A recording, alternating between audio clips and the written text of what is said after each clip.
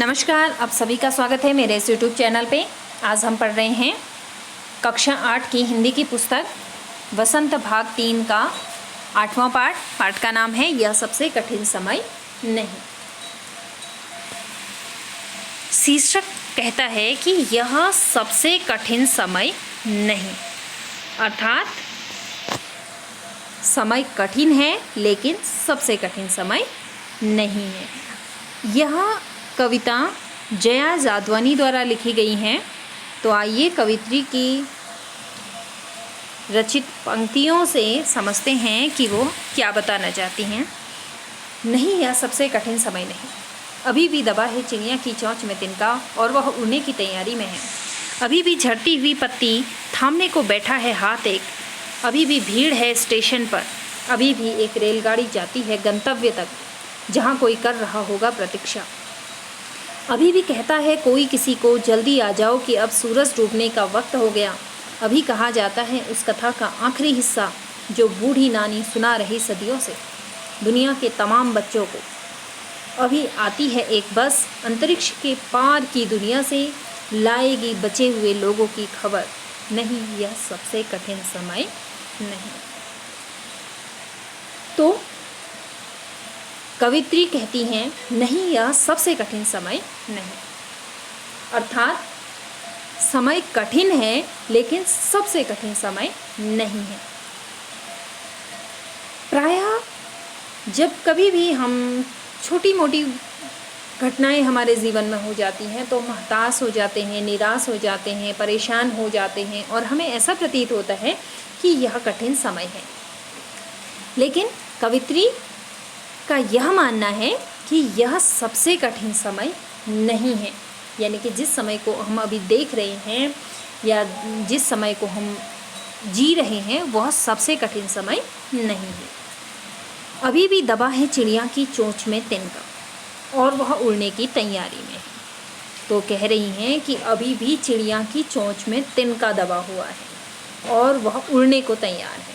तो चिड़िया अपनी चोंच में तिनका लेकर क्या करती है? वह एक एक तिनका इकट्ठा करती है और उससे अपना घोंसला बनाती है। यह अर्थात वह अपने लिए मेहनत करती हैं। अर्थात अभी भी समाज में मेहनत करने वाले लोग हैं, इसलिए यह कठिन समय नहीं। अभी भी झड़ती हुई पत्ती को थामने बैठा है हाथ एक, अर्थात वो कहना चाहते हैं कि झड़ती हुई पत्ती यानी कि गिरती हुई पत्ती को थामने के लिए हाथ है। अर्थात असहाय लोग को सहारा देने के लिए अभी भी लोग अपना हाथ आगे बढ़ाते हैं। अभी भी भीड़ है स्टेशन पर। अभी भी एक रेलगाड़ी जाती है गंतव्य तक। तो कवित्री कहती हैं कि अभी भी स्टेशनों पर भीड़ होती है और एक रेलगाड़ी गंतव्य यानी कि जिस स्थान तक लोगों को पहुंचना है वहां तक जाती है। अर्थात लोगों के अंदर एक दूसरे से मिलने का भाव अभी भी है, इसीलिए वह स्टेशनों पर भीड़ लगाकर एक स्थान से दूसरे स्थान तक जा रहे हैं।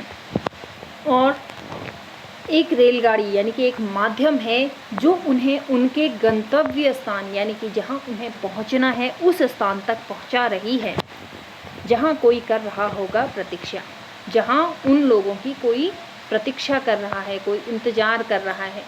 अर्थात समाज के अंदर एक दूसरे के साथ में सद्भाव या एक दूसरे के प्रति जो मानवता की भावनाएं हैं, प्रेम, सहिष्णुता, आदर, ये सभी अभी भी समाज में व्याप्त हैं। अर्थात यह समय सबसे कठिन समय नहीं। अभी भी कहता है कोई किसी को, जल्दी आ जाओ कि अब सूरज डूबने का वक्त हो गया है।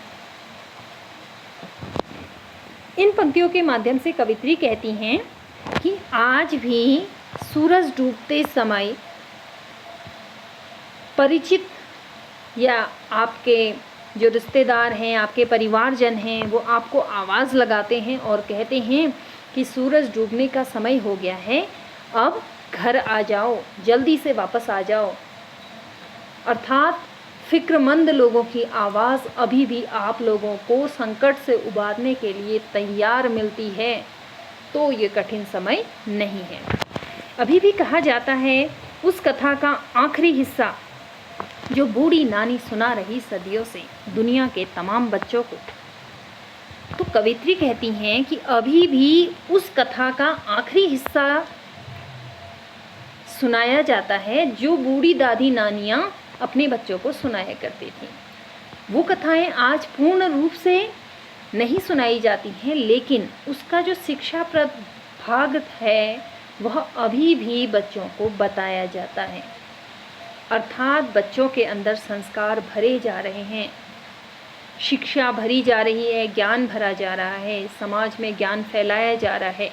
इसलिए यह सबसे कठिन समय नहीं है। अभी आती है एक बस, अंतरिक्ष के पार की दुनिया से लाएगी बचे हुए लोगों की खबर। नहीं, यह सबसे कठिन समय नहीं है। तो कहती हैं कि अभी भी एक बस आती है, यानी कि एक माध्यम है जो अंतरिक्ष की पार की दुनिया से उन बचे हुए लोगों की खबर लाती है, हम तक पहुंचाती है। वो बताते हैं कि अंतरिक्ष के अन्य कोने में भी बचे हुए लोग हैं। ये खबर हम तक किसी न किसी माध्यम से पहुंच रही है, यानी कि हम उनके बारे में पता कर रहे हैं कि अंतरिक्ष में भी अन्य लोग रहते हैं और उनकी खबर हम तक पहुंच रही है, यानी कि हम दूसरों के बारे में जानने के लिए इच्छुक हैं, उत्सुक हैं। इसलिए कवित्री कहती है नहीं, यह सबसे कठिन समय नहीं है। आशा है आप लोगों को भाव समझ में आया होगा। धन्यवाद।